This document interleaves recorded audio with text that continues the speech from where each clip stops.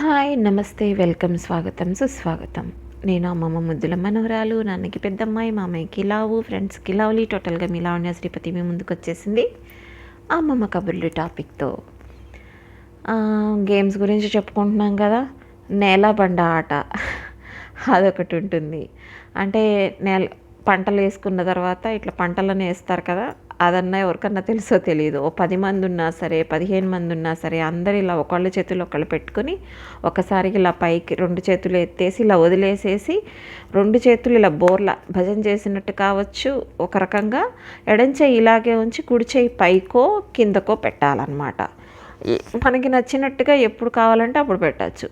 ఎక్కువ మంది ఏది పెడతారో వాళ్ళు పండినట్టు అనమాట. అట్లా మొత్తానికి లాస్ట్లో ఎవరు మిగులుతారో వాళ్ళు దొంగ అవుతారు. ఇదన్నమాట ఆట, పంటలు వేయడం అంటే. వాళ్ళు ఏం చేస్తారంటే నేల కావాలా బండ కావాలా అని అట్లా అడుగుతారనమాట. నేల కావాలి అంటే కనుక నేల మీద ఉన్న వాళ్ళందరూ బండల మీదకి ఎక్కేయాలంటే అరుగులు అట్లాంటి వాటి మీదకి ఎక్కేయాలి.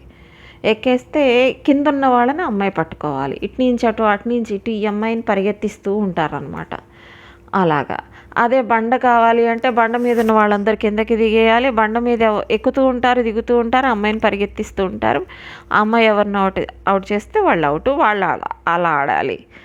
అట్లా ఉంటుంది. ఇక వంగుళ్ళు దూకుళ్ళు, అబ్బో అదొక పెద్ద పిచ్చి బాల్ అని ఆడతారండి బాబోయ్. ఆ పిచ్చి బాల్ మీకు ఇప్పుడు యాడ్లో కూడా వస్తుంది, క్రికెటర్స్ ఆడుతున్నారు. శిఖర్ ధావన్ వాళ్ళు అనుకుంటా ఆడుతున్నారు. వీడియో వైరల్ చేద్దామనుకుంటే యాడ్ కూడా వస్తుంది ప్రజెంట్ అయితే. అదే పిచ్చి బాల్ అంటే అదొకటి. అంటే ఇలాగా పెంకాట అని కూడా కొంతమంది అంటారనుకుంటా. పెంకులన్నీ ఒకదాని మీద ముందు పగలగొట్టాలి. ఈ టీం వాళ్ళు ఆ టీం వాళ్ళు కలిసి పెట్టేవాడిని ఒకదాని మీద ఒకటి పెడుతూ ఉండాలి. పెట్టిన వాడిని కొడుతూ ఉంటారు. కొట్టించుకుంటూ తప్పించుకుంటూ పెట్టేసేయాలి. అలా అదొక ఆట. ఏదో అట్లా వెరైటీగా. అయితే ఈ లండన్ ఆట అంటే ఏంటంటే దాగుడు మూతలు కూడా తెలుసు కదా. వీరి వీరి గుమ్మడి పండు వీరి పేరేమి అని చెప్పేసేసి ఎందులోనో పాట కూడా ఉన్నట్టుంది. వీరి వీరి గుమ్మడి పండు వీరి పేరేమి అని వస్తుంది. ఎందులోనూ గుర్తు రావట్లేదు. అట్లాగే కూర్చోబెట్టి కళ్ళు మూసేసి వరుసగా కూర్చోబెడతారనమాట. ఎవరి పేరు చెప్పాలో ఎదురుకుండా ఎవరిని చూపించి, ఈ కళ్ళు మూసేసిన ఆవిడ ఎవరిని చూపించి ఆ పిల్లని అడిగితే పేరు, ఆ పిల్ల చెప్పకపోతే తప్పు చెప్తే గనక, కరెక్ట్ చెప్తే వాళ్ళు దొంగ అయ్యి ఇక్కడ కూర్చోవాలి. తప్పు చెప్తే కనుక వాళ్ళు పారిపోయి దాక్కుంటారు. ఈ అమ్మాయి అందరు వెళ్ళిపోయిన తర్వాత వెళ్ళి ఎవరెవరు ఎక్కడెక్కడున్నారో పట్టుకోవాలి. అదే కోతి కొమ్మచ్చి చెప్పి, ఇది మగపిల్లలు ఆడుకునే ఆటలు. కోతి కొమ్మచ్చి, తర్వాత కర్ర బిళ్ళ, ఇవన్నీ వాళ్ళు ఆడుకుంటారు. ఇంక వాళ్ళకి ఉన్నాయిలేండి చాలానే, అవన్నీ మనం ఎందుకు చెప్పడం.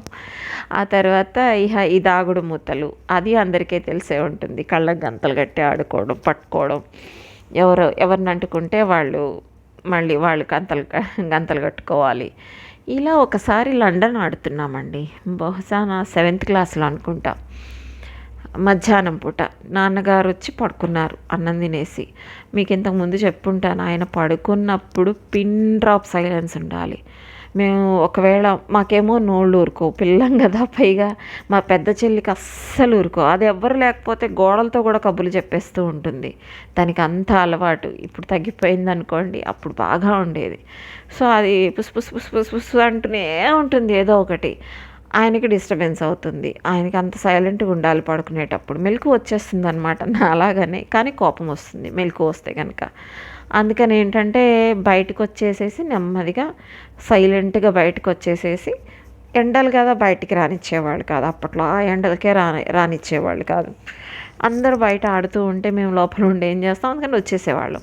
ఒకసారి అలాగే నేను మా పెద్ద చెల్లి వచ్చేసాం, ఆడుకుంటున్నాం.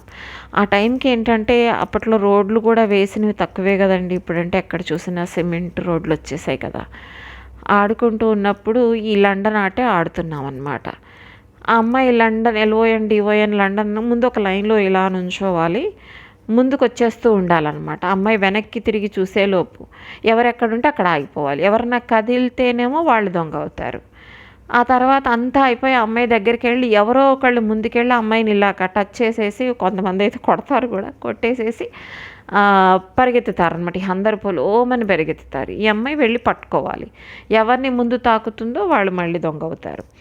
అలాగనమాట. అలా ఒకసారి ఏమైందంటే, నేను జస్ట్ అప్పుడే వచ్చాను. పైగా నాకు ఈ ఆటలు కొత్త. అమ్మమ్మ బయటికి ఎక్కువ వెళ్ళనిచ్చేది కాదు కాబట్టి ఈ ఆటలు కొత్త. అలా పరిగెత్తుతూ ఉన్నప్పుడు రోడ్డు మీద ఏం చేశారంటే, పెద్ద పెద్ద కొండరాళ్ళు పగలకొట్టి తీసుకొచ్చి చిన్న చిన్న వాటిగా చేసి వేసేసి, వాటిని మళ్ళీ ఏదో వీటిలతో కొట్టి, అంటే ఇట్లాగా ఏవో ఉంటాయి కదండి గట్టిగా ఐరన్ లాంటి వాటిలతో ఇట్లా చిత్త కొట్టినట్టుగా కొట్టి పైన ఎర్రమట్టి పోసేసి వెళ్ళారు. మళ్ళీ నెక్స్ట్ ఇంకో సెక్షన్ ఏదో ఉంటుంది వేయడానికి. అయితే ఈ లోపల ఏమైందంటే, ఈ ఆడేటప్పుడు ఏమైందంటే అందులో ఒక రాయి అనమాట సూదిలాగా ఉండింది. అది పూర్తిగా స్మాష్ అవ్వాల వాళ్ళు ఇలా కొట్టినప్పుడు. నన్నెవరో తోసేశారు. పడిపోయి నా మీద ఇంకో ఇద్దరు పడ్డారు.